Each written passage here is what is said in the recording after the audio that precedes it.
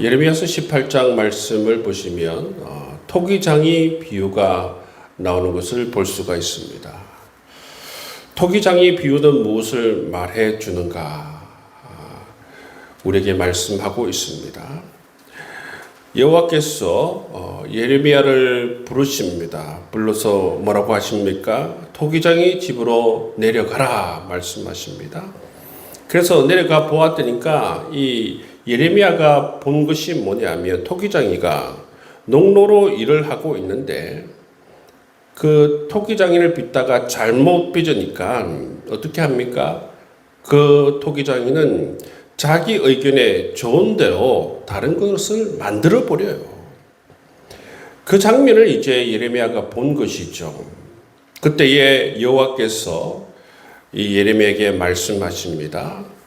이스라엘 족속아 이 토기장이가 하는 것 같이 내가 능히 너에게 행하지 못하겠느냐. 너희가 내 손에 있느니라. 이 말씀은 뭐냐면 이 토기장의 비유가 무엇이냐면 하나님께서는 이스라엘의 절대 주권자임을 말씀해 주고 있다는 것입니다. 토기장이를 빚다가 마음에 안 들면 다시 빚을 수 있는 그러한 주권이 하나님께 있다는 것입니다. 모든 주권이 하나님께 있음을 이 토기장의 비유를 통해서 말씀해 주고 있다는 것이죠. 그렇기 때문에 하나님 백성은 첫 번째 이 하나님의 절대 주권을 인정하는 것이 먼저 해요. 하나님께서 우리의 삶에 행하신 일들을 이해가 되지 않더라도 인정하는 것이 필요합니다. 하나님의 절대 주권을 우리가 알고 깨닫고 인정하는 것이 먼저라는 것입니다. 절대 주권자이신 하나님께서 예레미야에게 말씀하신 것이 뭐냐면 이 유다가 악에서 돌이키면 재앙에 대한 하나님의 뜻을 돌이키겠다. 그리고 유다가 계속해서 악을 행하게 되면 복에 대한 하나님의 뜻을 돌이키겠다. 그렇게 말씀하십니다. 유다가 이 예레미야가 하나님 말씀을 이렇게 전달을 받았어요. 전달을 받았으니까 누구에게 다시 이 말씀을 또 전해야 됩니까?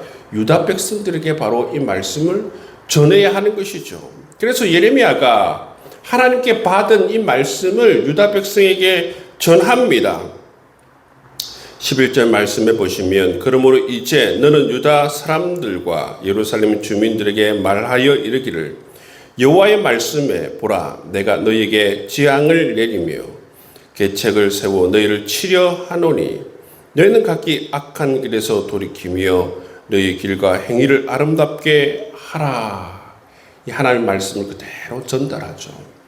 전달하는데 유다 백성의 반응은 어떻습니까? 12절 말씀에 보면 그러나 그들이 말하기를 이는 헛되니 우리는 우리의 계획대로 행하며 우리는 각기 악한 마음이 완악한 대로 행하리라 말씀하고 있습니다. 여러분 이처럼 유다는 하나님의 음성을 적극적으로 무시하고 하나님께서 주신 회개의 기회를 이렇게 내던져버리는 모습을 볼 수가 있습니다.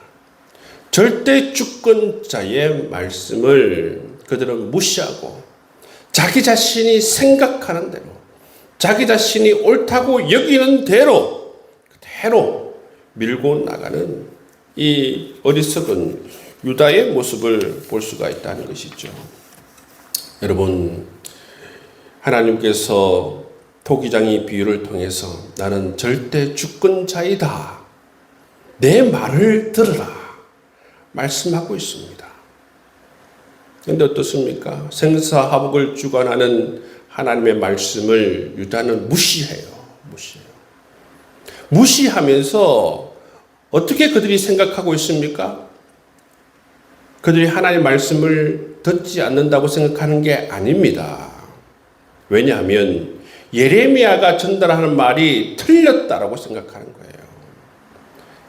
그들과 가까이 있는 선지자들, 그들과 가까이 있는 제사장들, 그들과 가까이 있는 사람들이 거짓되이 말하는 것을 옳다라고 여기면서 그 말을 붙들고 지금 계속 가겠다는 것입니다.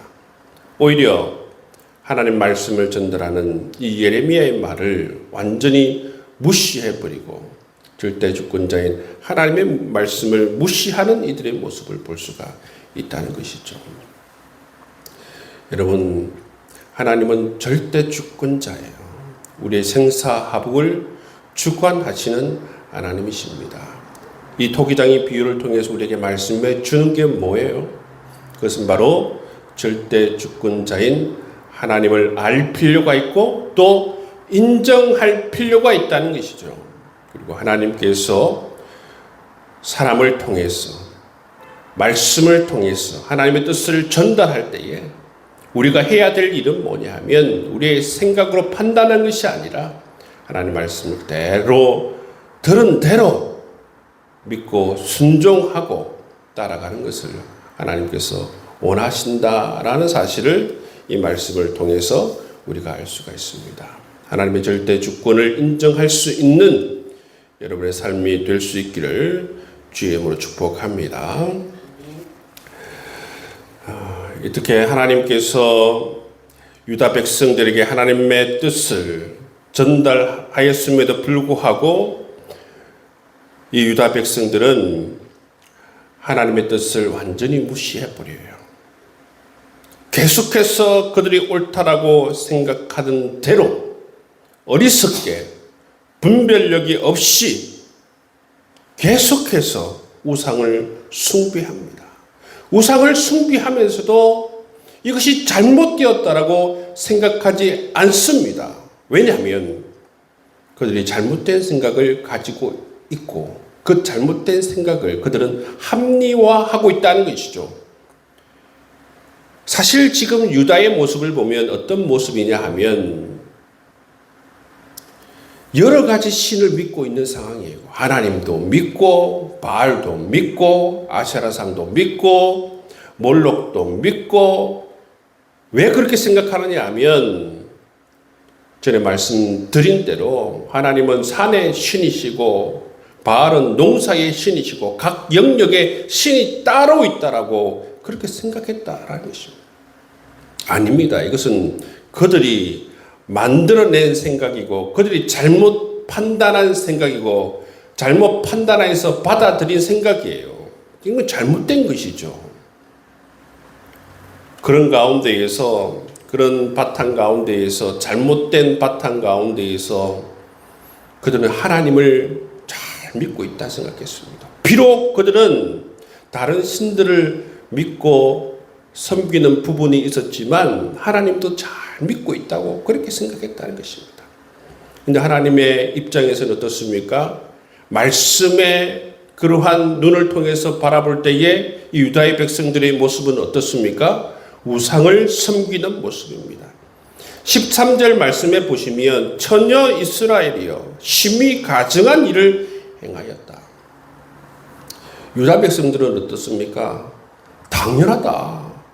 땅의 신을 섬기는 것이 당연하고 바다의 신을 섬기는 것이 당연하고 산의 신을 섬기는 것이 당연하고 골짜기의 신을 섬기는 것이 당연하다. 그런 잘못된 생각이 잘못된 전제가 있었다는 것이죠. 잘못된 전제가 있으니까 이렇게 잘못되이 행하는 것을 잘못이라고 생각하지 않은 거죠. 근데 하나님께서 뭐라고 하십니까?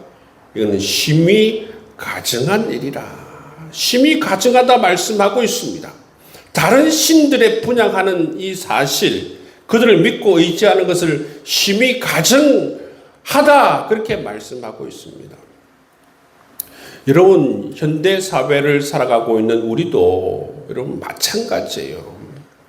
교회에 나왔을 때는 하나님을 믿는 그러한 믿음의 삶을 보이는 척 하다가 세상에 나가면 사람을 믿고 돈을 믿고 권력자들을 의지하고 다른 것을 따라 산다는 것입니다. 그렇게 해야만이 풍성한 삶을 살 수 있고 풍요로운 삶을 살 수 있고 그렇게 해야만이 세상에서 성공한다 그렇게 생각하고 있다는 거예요. 이 영역은 하나님이 어떻게 할 수 있는 영역이 아니다.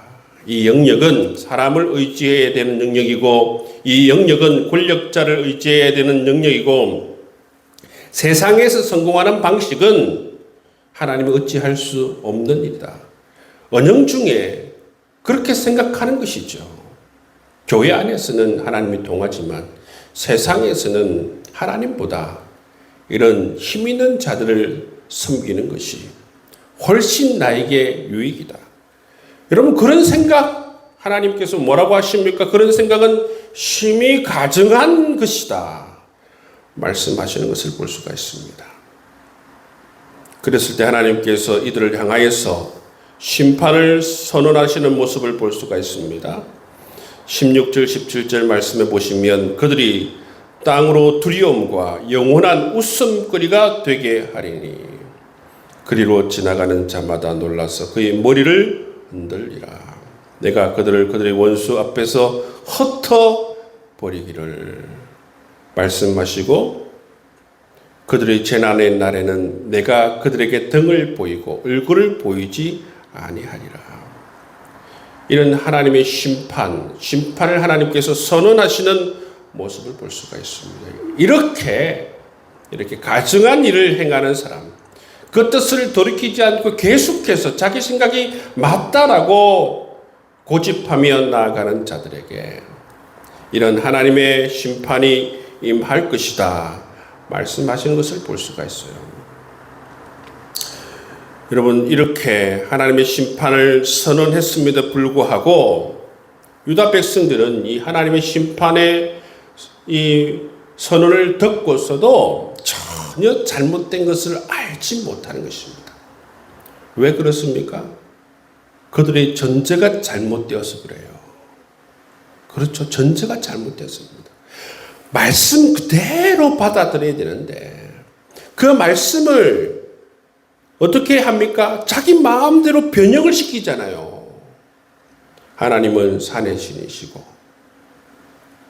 바알은 땅의 신이고 그런 각기 영역에 신이 있다라고 생각하는 거죠. 하나님을 믿으면서 각기 영역에 잘하는 그러한 신들을 믿는 것을 그들은 당연하다 생각했습니다. 여러분 그것은 하나님의 말씀을 완전히 왜곡시키고 변형시킨 것 아니겠습니까?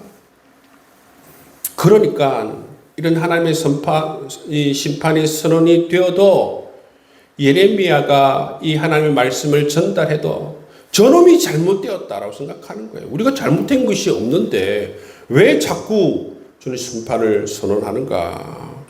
저 거짓 선지자를 우리가 없애버리자. 완전히 거꾸로 가는 것이죠. 맞죠? 18절 말씀을 보십시오. 뭐라고 이야기하고 있습니까? 그들이 말하기를 오라 우리가 꿰어내어 예레미야를 치자. 제사장에게서 율법이 지혜로운 자에게서 책량이 선지자에게서 말씀이 끊어지 아니할 것이니 이 말이 뭐예요? 예레미야는 거짓 선지자라는 거예요. 지혜를 쳐야만이 오히려 율법이 살고 지혜로운 책량이 살고 선지자의 말씀이 끊어지지 않는다는 거예요. 오라 우리가 혀로 그를 치고 그의 어떤 말에도 주의하지 말자 하나이다. 그가 무슨 말을 해도 우리가 믿고 있는 이 말을 우리가 흔들리지 말고 그대로 밀고 나가자. 그런 말 아니겠습니까? 여러분 정말 잘못되어도 한참 잘못된 그런 말이죠. 단순하게 하나님께서 말씀하시면 그 말씀에 순종하고 악한 길에서 돌이켜서 나아가는 그런 삶을 살면 되죠.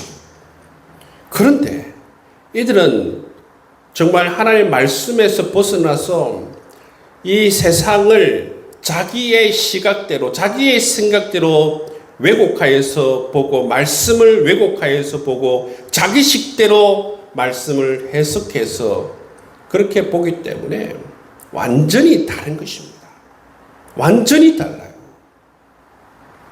여러분, 신앙생활을 하는 사람들 가운데에서도 이런 사람이 있어요. 하나님께서 분명히 말씀하심에도 불구하고 이 말씀을 받아들이지 않아요. 어떤 때 받아들이지 않습니까? 자기 생각과 다를 때에 받아들이지 않아요.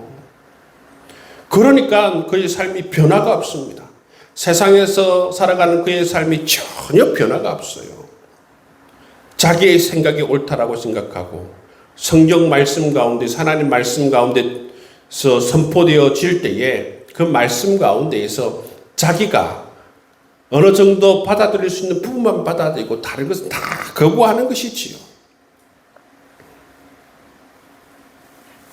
여러분, 그렇게 유다는 생각하였고 오히려 하나님 진리의 말씀을 선포하는 예레미야를 죽이자 말하고 있습니다. 여러분, 예레미야가 얼마나 기가 막히겠습니까? 하나님 말씀을 전달하면 그래도 그들이 회개하고 돌아오기를 정말 기대하는 마음으로 선포하지 않았습니까? 그런데 이처럼 하나님 말씀을 거부하고 오히려 자기 자신을 죽이려고 하는 이 유다 백성들을 볼 때에 얼마나 어이가 없습니까? 그런 가운데에서 이 예레미야가 하나님께 말합니다. 어찌 악으로 선을 갚으리까 많은 그들이 나의 생명을 해하려고 구덩이를 팠나이다. 예레미야는 선을 유다에게 행하였는데 유다는 어떻게 합니까? 악으로 선을 갚으려고 한다는 거예요. 이 예레미야는 하나님께서 분노하실 때에 그들에게 임할 이 분노를 돌이키기 위해서 정말 고군분투하면서 그렇게 열심을 다한 사람이 예레미야예요. 그런데 어떻습니까? 이 유다는 그것을 알지 못하고 오히려 악으로 이 선을 갚으려고 하는 것이죠. 정말 죽이려고 하고 나쁜 말로 쏟아내고 저주하고 여러분 그런 온갖 이런 핍박과 박해를 이 예레미야가 당하고 있는 모습을 볼 수가 있어요. 근데 예레미야는 물론 그들을 대항할 힘도 없지만 이런 억울한 상황 가운데서 핍박 가운데에서 공의의 하나님께 정의의 하나님께 기도하는 모습을 볼 수가 있습니다. 어떻게 기도합니까?